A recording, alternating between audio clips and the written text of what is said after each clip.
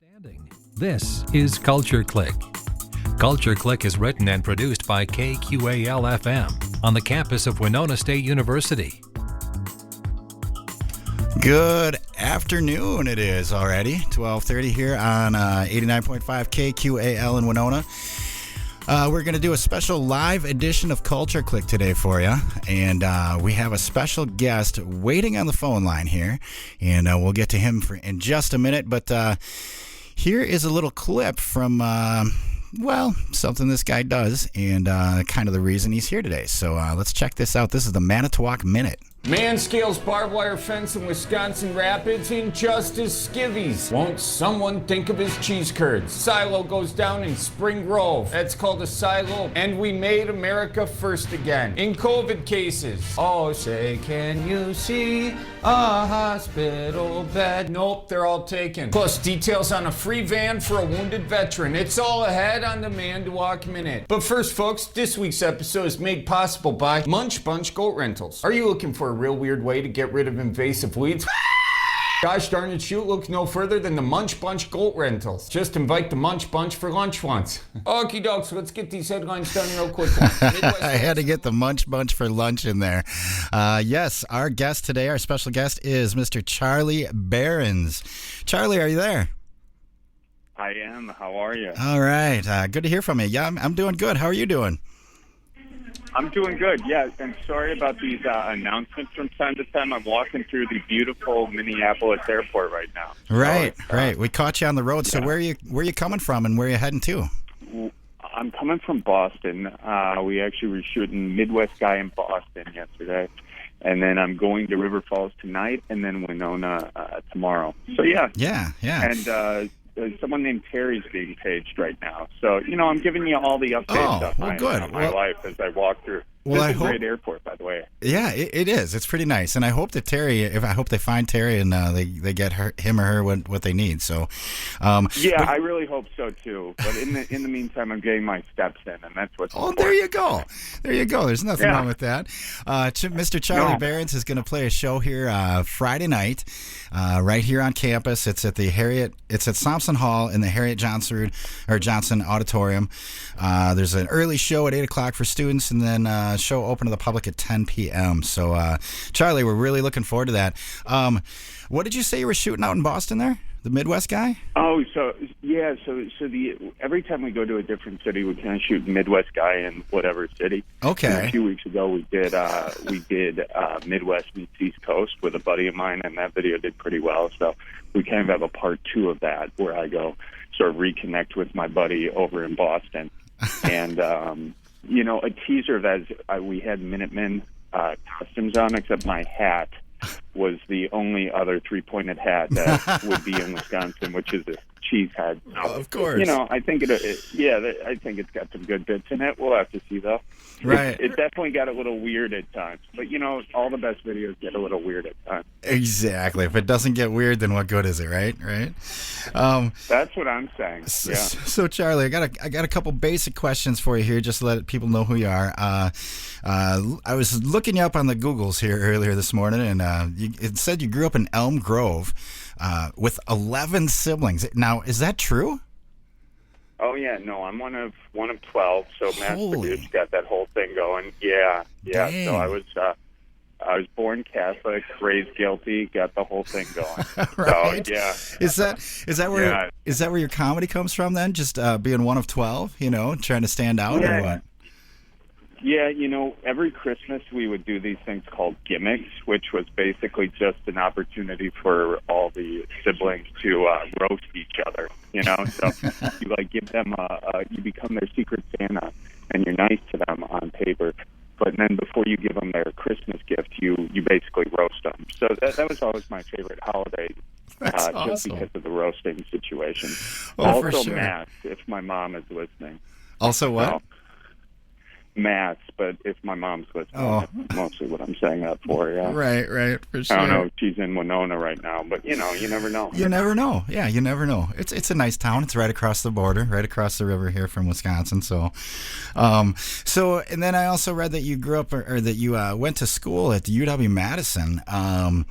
what was that like? I know Madison's kind of a different town in Wisconsin. It's a little different than our little small towns. I grew up in a small town in Wisconsin. So what was that like, going to school there, and what'd you learn there? Oh, yeah.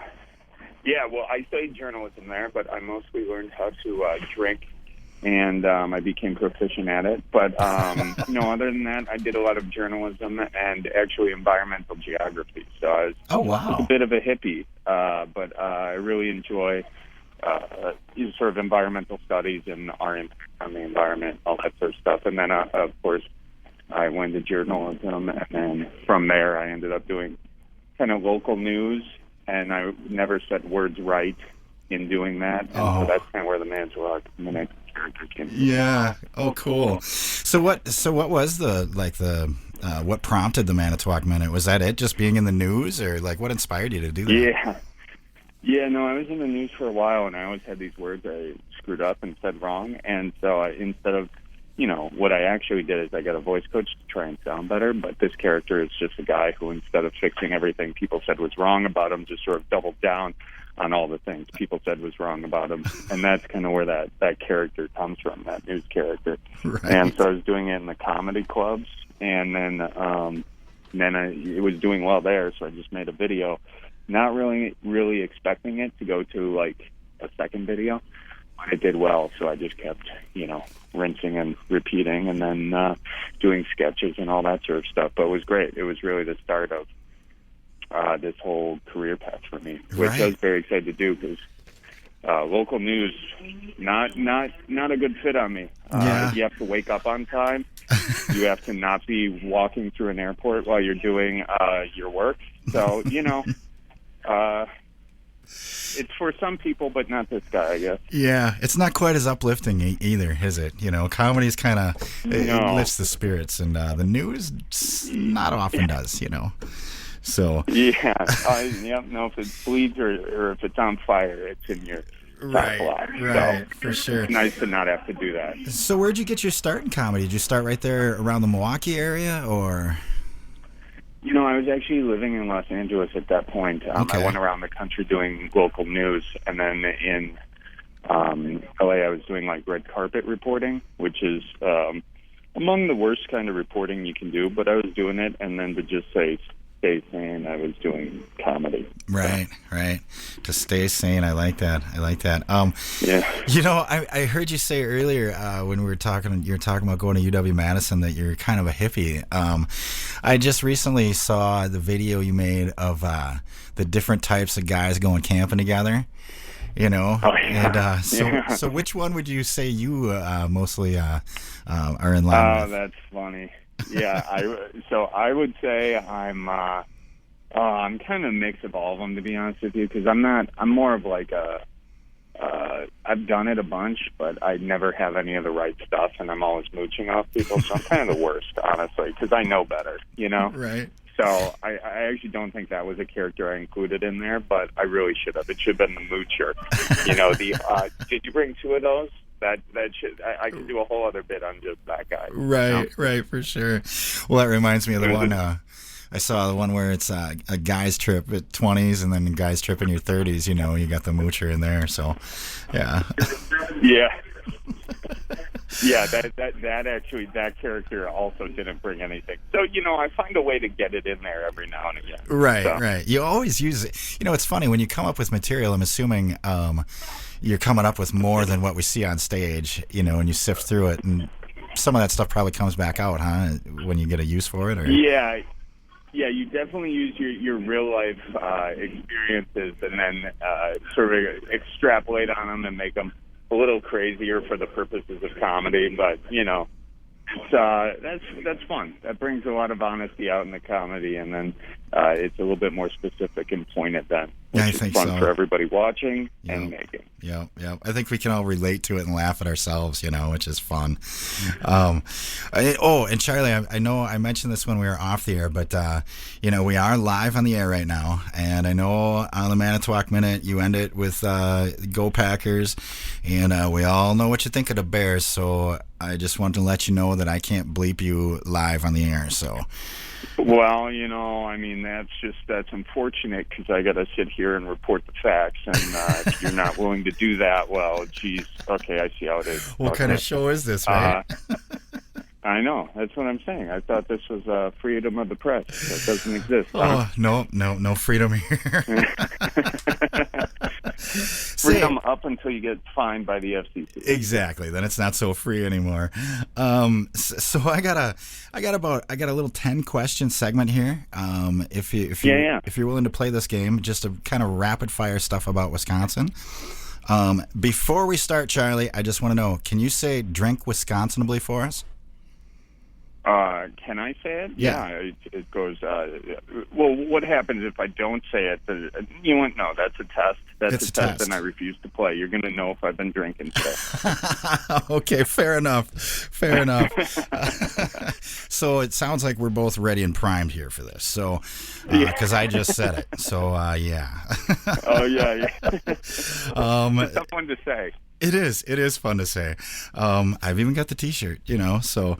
All right, so here we go, Charlie. 10 questions, and there is a bonus question at the end, too. So let's see. What's your favorite Wisconsin supper club?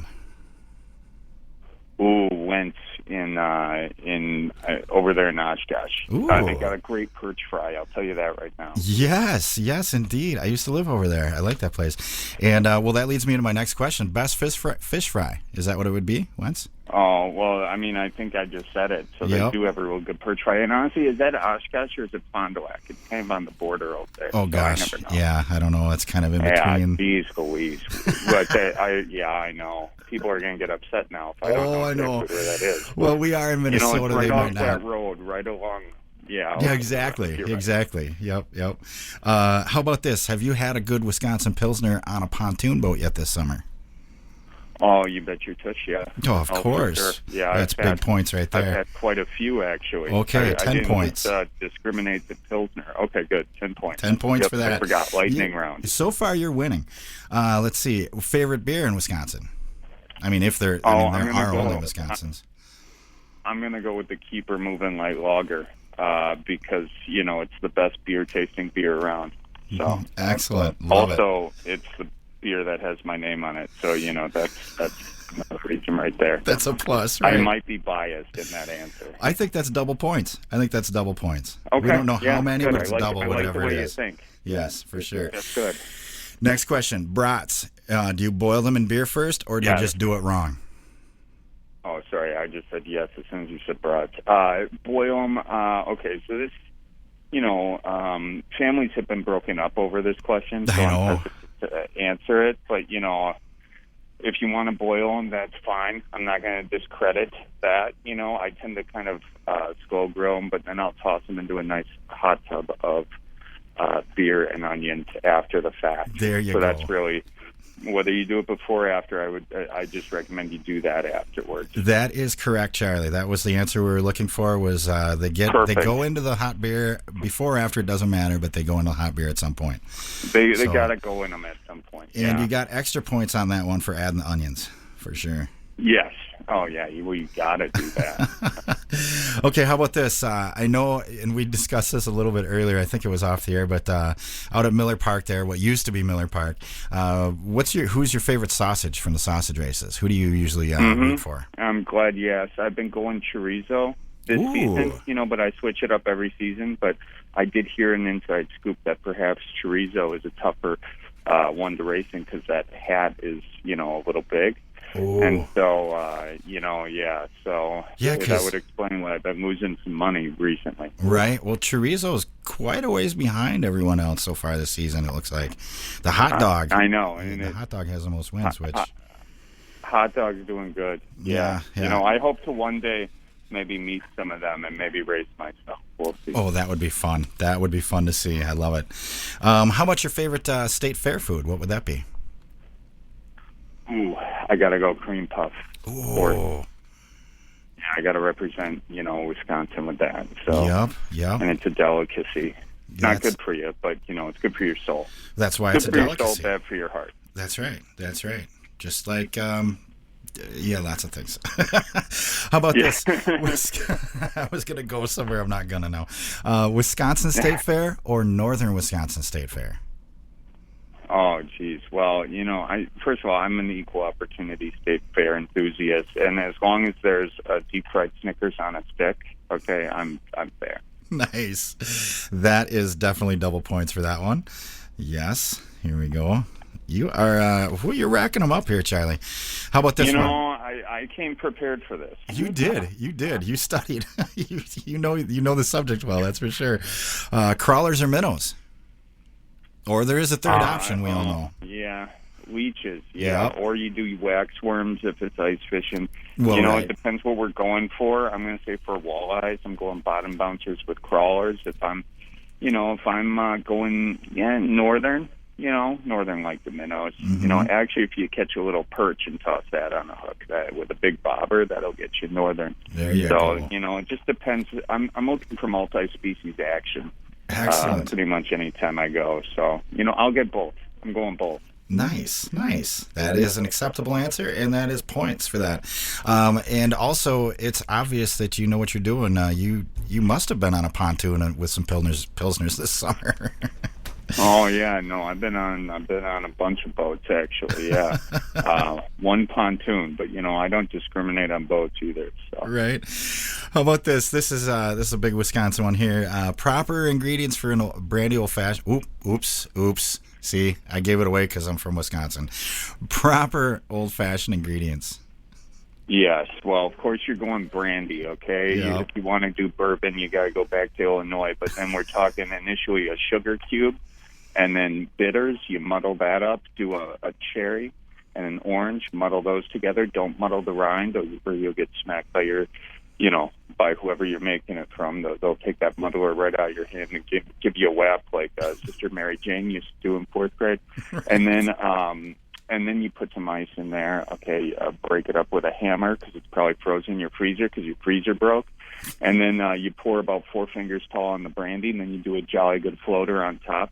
Ooh. And then you get a nail or a toothpick or a paper clip, and you put your garnish on, which is a thruple of 2 cherries and a orange. So it's a garnish à trois. So nice. Yeah, it's really delicious. Oh, yeah. Now I'm thirsty. Oh boy. I okay. know. Well, yeah, I am too, actually. Okay, so that was our 10 questions. We do have a bonus question here. Charlie, since you are from Wisconsin, what is up north to you? Where would that be? Up north is some people want to put it geographically. I just say it's a state of mind.